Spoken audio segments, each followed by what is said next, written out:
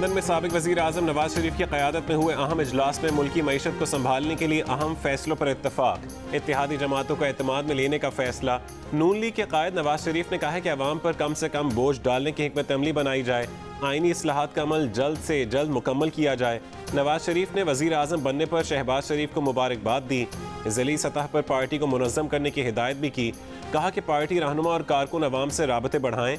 नवाज शरीफ ने कहा है कि तहरीक इंसाफ ने पाकिस्तान को पस्तियों में धकेला है। नवाज शरीफ ने मुश्किल वक्त में साथ खड़े होने वाले अरकान असम्बली और कारकुनों को खिराज तहसीन पेश किया। वफाकी वज़ीर इत्तलात मरियम औरंगज़ेब ने कहा कि मुल्क को मुआशी आईनी बहरानों से निकालने के लिए आज हतमी फैसलों का ऐलान होगा। मुल्क और अवाम को बहरान से निकालने के लिए हिकमत अमली की आज मंजूरी दी जाएगी। तमाम फैसलों का ऐलान इत्तेहादी जमातों की ताईद और हिमायत से किया जाएगा। नवाज शरीफ से बात हो गई, इंतखाबात इस्लाहात से पहले नहीं होंगे। साबिक सदर आसिफ अली जरदारी का दो टोक ऐलान। ख्वाजा आसिफ को पार्टी क़यादत की बात सुनने का मशवरा।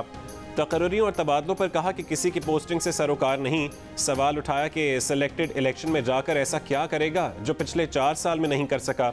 अगर मसले नए आने वाले नहीं हल करने हैं तो हमें करने दें। कहा कि फ़ौज के गैर सियासी होने पर लड़ना चाहिए या जनरल बाजवा को सैल्यूट करना चाहिए।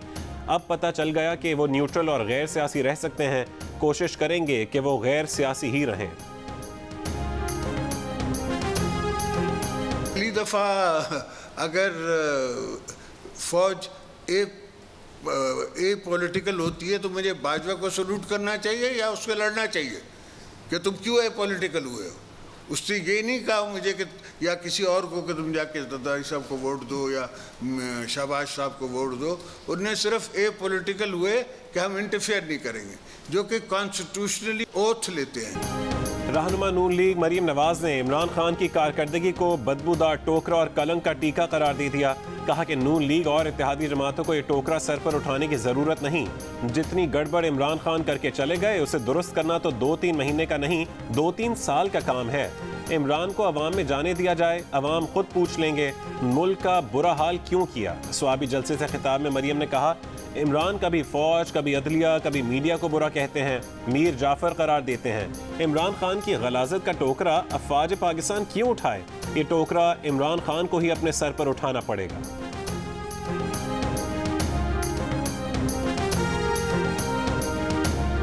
ये एक इमरजेंसी सिचुएशन है और ये फैसला फौरी तौर पे होना चाहिए। ये कल भी नहीं, आज भी होना चाहिए। तो फैसला जो है ये आपकी जो एंजाइटी है इंशाल्लाह will take care of it in next 24 hours इंशाल्लाह। वफाकी वज़ीर ख्वाजा आसिफ का कहना है कि हुकूमत मुल्क की मुआशी सूरत हाल पर अगले 24 घंटों में अहम फैसले लेने जा रही है। जियो न्यूज़ के प्रोग्राम आज शाहज़ेब खानज़ादा के साथ में ख्वाजा आसिफ ने कहा हुकूमत मुश्किल फैसले करने को तैयार है। अवाम को बताना है कि मुश्किल फैसलों की जिम्मेदार PTI है। जियो न्यूज़ के प्रोग्राम कैपिटल टॉक में बात करते हुए उन्होंने क़ब्ल अज़ वक्त इंतखाबात के अपने बयान की वजाहत की। कहा कि वो आसिफ अली जरदारी से मुत्तफ़िक हैं कि इंतखाबात इस्लाहात के बाद ही होने चाहिए। बरतानवी नशियाती इदारे को इंटरव्यू में आर्मी चीफ की तैनाती के सवाल पर उनका जवाब था कि उस वक्त जो हुकूमत होगी तैनाती वही करेगी। गैर मुल्की नशियाती इदारे ने ख्वाजा आसिफ से मंसूब खबर दी थी कि नवंबर में आर्मी चीफ की तब्दीली से पहले इलेक्शंस हो सकते हैं। फ़ौज में तकर्रियों पर वज़ीर दिफा ने कहा कि आर्मी चीफ के लिए लेफ्टिनेंट जनरल फैज़ हमीद का नाम आया तो उस पर बिल्कुल गौर होगा। इमरान खान पर इल्ज़ाम लगाया कि वो आर्मी चीफ के मामले पर ज़ाती मर्जी चलाना चाहते थे ताकि सियासी मफादात और हुक्मरानी के तसलसल का तहफ़्फ़ुज़ यकीनी बना सकें।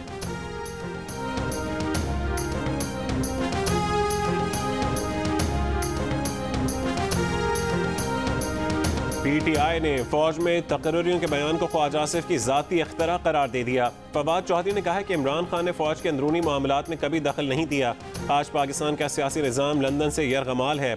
शेख रशीद बोले इलेक्शन का ऐलान किए जाने तक किसी से कोई बात या मुलाकात नहीं होगी।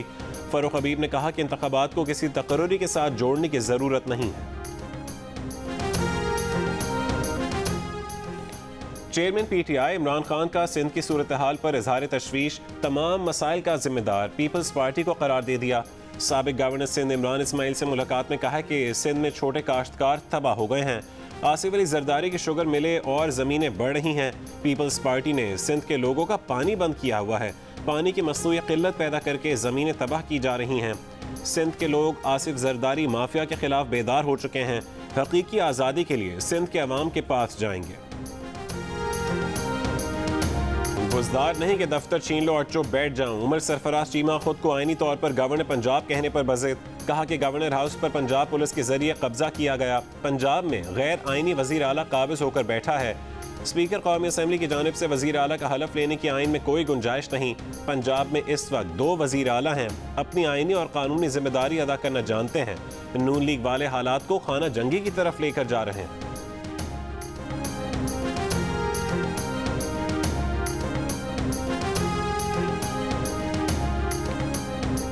गवर्नर पंजाब की तकर्री पर गैर आइनी अहकामात। कौमी असम्बली में सदर मुमलिकत के खिलाफ करारदाद मजम्मत मंजूर। GDA ने करारदाद की मुखालफत की। करारदाद में कहा गया कि सदर मुमलिकत ने गवर्नर पंजाब की तकर्री पर गैर आइनी अहकामात जारी किए। ऐवान सदर के दफ्तर का गैर आइनी इस्तेमाल किया। ये ऐवान सदर मुमलिकत के गैर आइनी अहकामात की मजम्मत करता है। सदर का आइन से इनहराफ ओहदे और पार्लिमानी जमहूरियत के खिलाफ है। मैंने मरासला नहीं पढ़ा है, ये डिप्लोमेटिक लैंग्वेज होती नहीं है, और मैंने खुद लीड किया है ये चार्ज नो कॉन्फिडेंस का। I know Biden, Biden is a friend of mine. The least तो ये करता कि मुझे फोन तो करता कि very well done brother, how are you, proof is in the pudding. कोई मेरे को 10 बिलियन का पैकेज नहीं मिला है फ्रॉम द अमेरिकन साइड। साबिक सदर आसिफ अली जरदारी ने अमरीकी साजिश से हुकूमत गिराने के इमरान खान के बयानात को सियासी ड्रामा, मफरूज़ा और मन घड़त अफसाना करार दे दिया। कहा कि अदम एतमाद की तहरीक की उन्होंने क़यादत की, उन्हें तो किसी ने चवन्नी भी नहीं भेजी, शाबाशी की एक फ़ोन कॉल तक नहीं आई। आसिफ अली जरदारी ने कहा कि वो अमरीकी सदर जो बाइडन को जानते हैं, बाइडन उनके दोस्त हैं, कम से कम एक फ़ोन कॉल करके उन्हें शाबाश तो देते। साजिश में मुलविस होते तो कोई इनाम तो मिलता, उन्हें तो अमरीकियों से कोई $10 बिलियन का पैकेज नहीं मिला।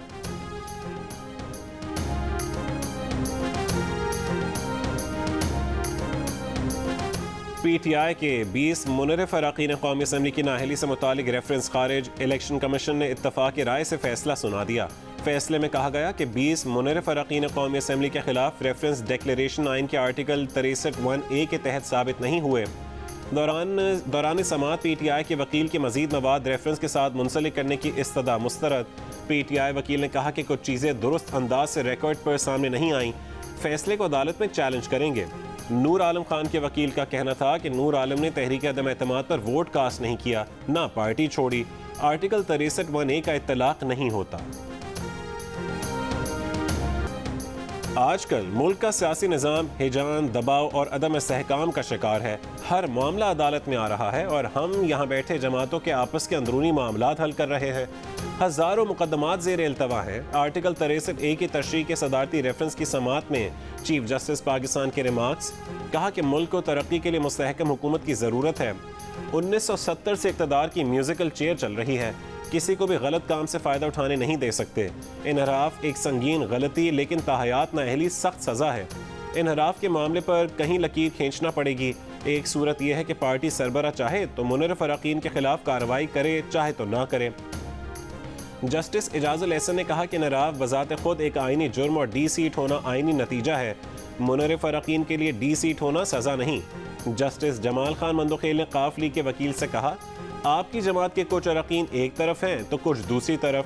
काफ लीग के सरबरा खामोश हैं, मालूम नहीं चोरी हुई भी या नहीं। मजीद समाअत पीर तक मुलतवी।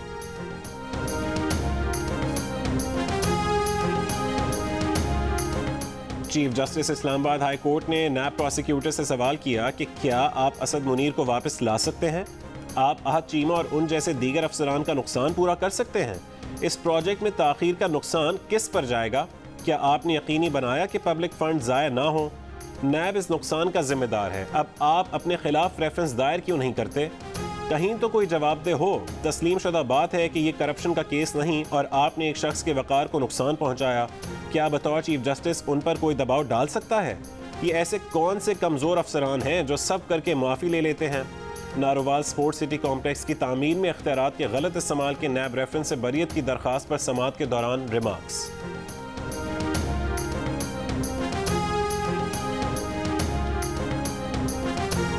दाल, सब्जी, गोश्त, फल कुछ सस्ता नहीं। क्या खाएं क्या पकाएं? शहरी परेशान।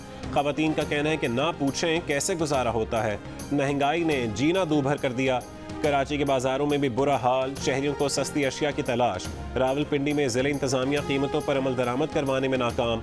लीमू 800 से 1000 रुपए, टमाटर 100 रुपए, जबकि चीनी ओपन मार्केट में कहीं 90 तो कहीं 95 रुपए किलो में दस्तयाब। लाहौर और कोयटा में मुर्गी के गोश्त की कीमत में कमी। लाहौर में मुर्गी का गोश्त 80 रुपए की कमी के बाद 393 रुपए किलो हो गया।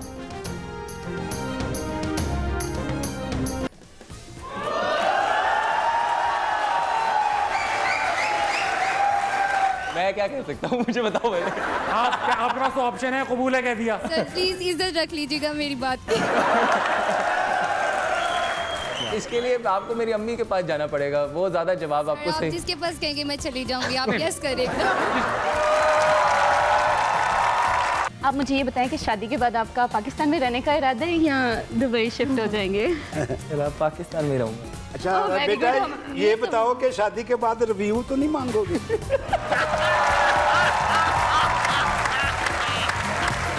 और क्रिकेटर इमाम उल हक को शादी की पेशकश, इमाम उल हक ने क्या जवाब दिया, जानने के लिए देखिए प्रोग्राम हंसना मना है, जुमे की रात 11:05 पर सिर्फ जियो न्यूज़ पर।